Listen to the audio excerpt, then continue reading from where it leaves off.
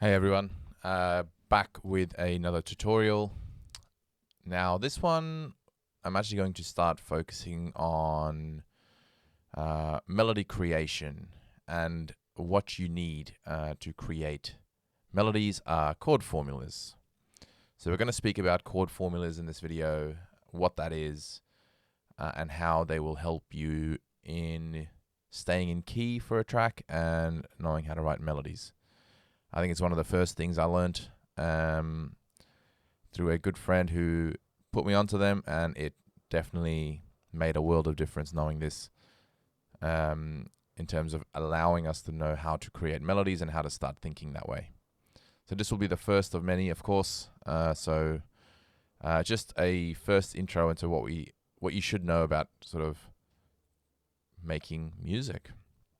So I'm not going to go too deep into the types of a lot of music theory, but essentially there's two types of scales and root notes in melodies. So this is a track that I'm currently creating a melody for. I've got some examples here, but essentially you're first going to pick a key for your track, and then you're going to see if it's going to be a major or a minor for that key. So there's major scales and there's minor scales. Minor are a little bit more emotional. I like minor more, and major is a little bit more upbeat. And in order to make a track, you got a piano roll. You've got some notes on that. You want to know which ones to hit so it sounds good.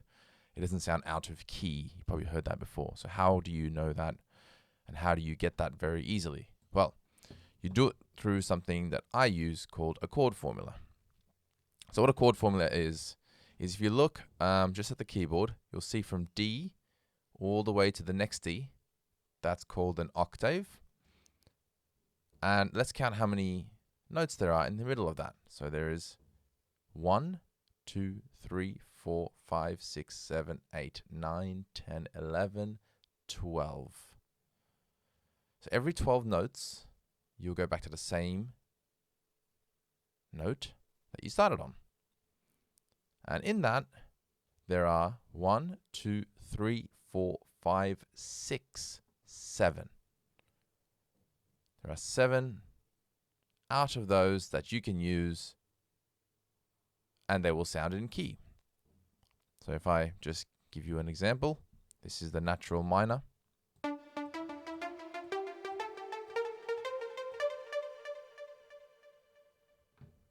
This is a major.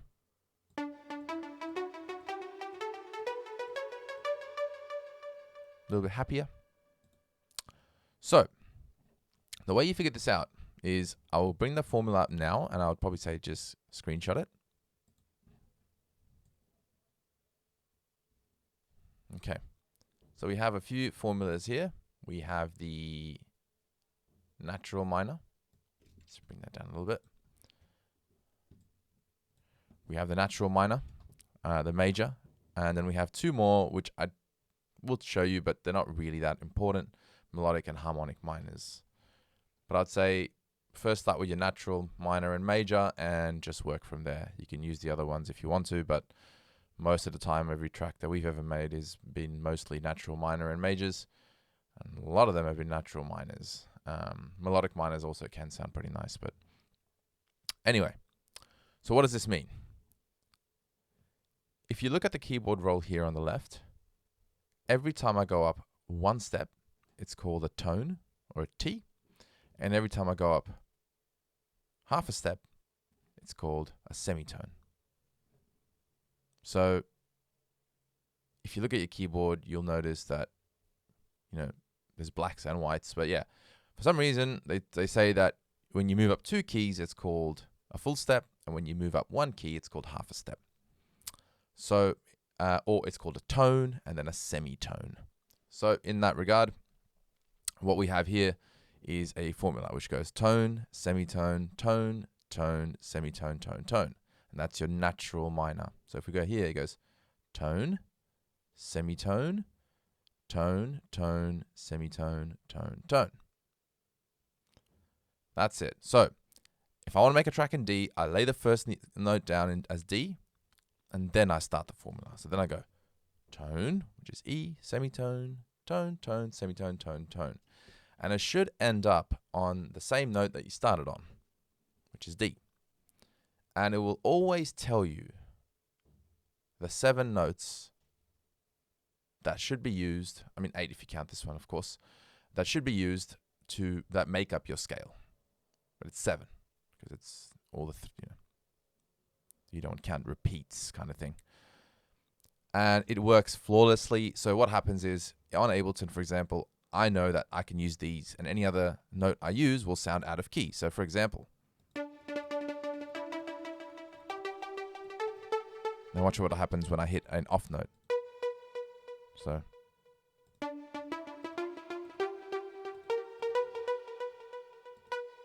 just sounds off. So it's very, very effective. I personally think this A sharp is a bit strange in D. But yeah, it gives you the chord formula, and you can use that anywhere. So if I move this up to, let's say, G, now I have the formula for G.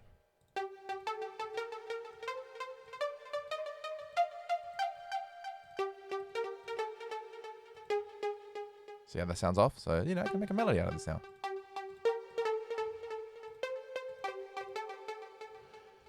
And that's the minor scale. Natural minor. I would use that a lot. I would start with that if you're making trance especially. Let's get to your major scale, which is a little bit happier. So you can just go follow the same formula, which is the major, which is tone, tone, semitone, tone, tone, tone, semitone. So if I play that,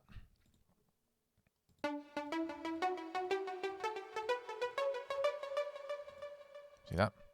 You can make a melody out of that. So once I hit fold, I will literally, I can literally just do anything.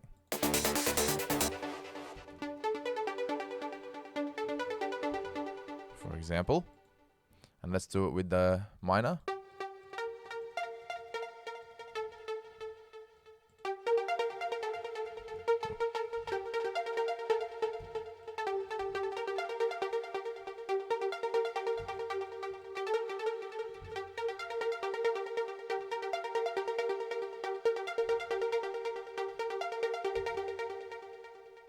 Now that's of course in G.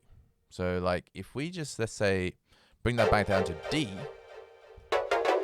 which is where we started, which is what this particular track is in.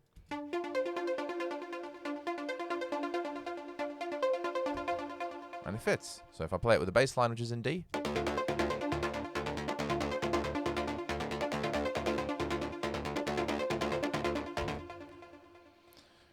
great.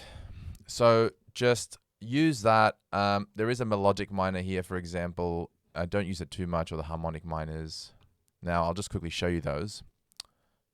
The harmonic one, we just quickly wrap up.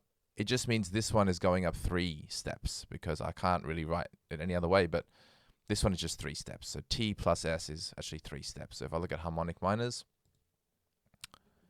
you'll notice 1, 2, 3. So yeah, it's like that's a tone plus a semitone. Tone. So if you go, so let's just look at that harmonic minor, which is tone, semitone, tone, tone, semitone, and then 3 steps, which is tone plus semitone, and then semitone. So there's a harmonic minor. Play it quickly. Sounds a bit different. Then we have the melodic minor, which is going to be tone, semitone, tone, tone, tone, semitone, tone. See how that sounds? And again, same thing.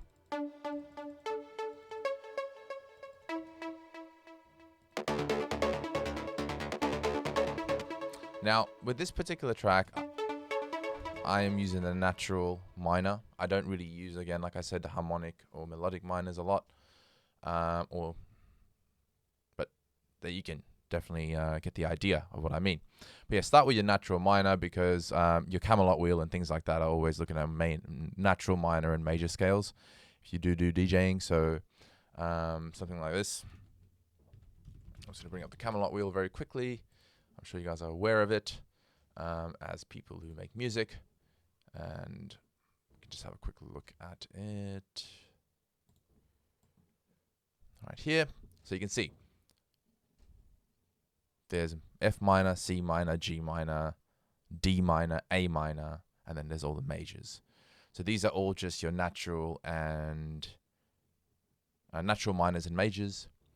So yeah. Now I'll tell you a little funny, interesting thing. What is E flat? What is F sharp? Probably don't need to cover it, but in case you are confused, it's pretty much, if there's F sharp, then it's E flat, so which is the one before. So this will actually be, that will be B sharp or G sharp. Yeah. So A flat is G sharp, and E flat is D sharp. So if we look at the keyboard, I'm just looking at it now, you can see where the position of A is. So go find A for A flat, and then it's just the one key, one semitone down. So a flat does that. So F sharp is one semitone up, and then flats are usually the semitone down. So A flat would be, you count one backwards from A. So that would also be a G sharp. And if you count one backwards from E, which is an E flat, that's a D sharp. Anyway, I hope that all makes sense. If you have any questions, definitely put them in the comments. If you like this video, please like and subscribe. Now, this is just the start of the series. I will be making a lot more on melodies, but I feel like if I don't cover this off, then you're not really going to understand the rest of them. So I would encourage you to watch out for those as well. All right, guys, I'll leave it there and speak to you soon.